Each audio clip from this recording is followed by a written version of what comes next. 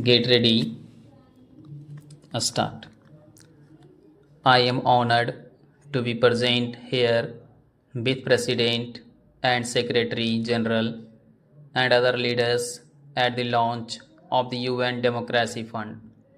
This was proposed by President at the UN General Assembly last year and has received widespread acclaim. Its relevance is underscored by its becoming a concrete reality in just a year's time. May I take this opportunity to express our solidarity with the people of New Orleans and other regions devastated by the destructive fury of Hurricane Katrina. Mr. President, you have our sympathies and support in your efforts to bring relief from pain to the people affected by this disaster. Excellencies, India is proud of its democratic heritage, which is rooted in the country's cultural traditions of tolerance, respect for different viewpoints, and a ready embrace of diversity. Mahatma Gandhi led us into a non-violent struggle not only to free India from colonial rule, but to also ensure to our people to exercise of their democratic rights.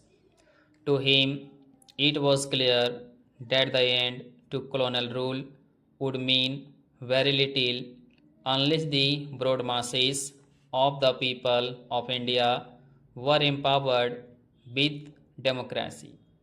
We were also inspired by the ideals of freedom, equality, and justice that were the hallmarks of the great French and American revolutions.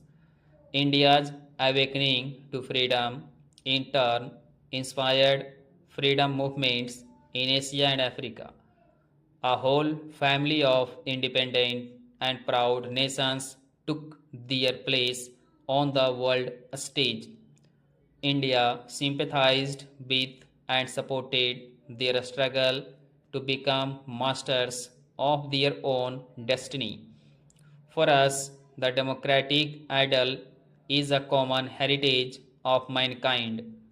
Those fortunate to enjoy its fruits have a responsibility to share its benefits with others. Para. As the world's largest democracy, it is natural that India should have been among the first to welcome and support the concept of a UN Democratic Fund. We believe that democracy based on universal adult suffrage empowers the most humble citizen of our country and give him a sense of dignity.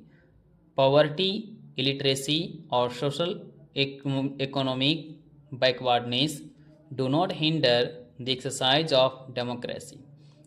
Quite the contrary, our experience of more than 50 years of democratic rule demonstrates how democracy is a most powerful tool to successfully overcome the challenge of development. But most of all, democracy alone gives the assurance that the developmental aspirations of the poorest citizens of our society will be taken into consideration by such programs. Stop.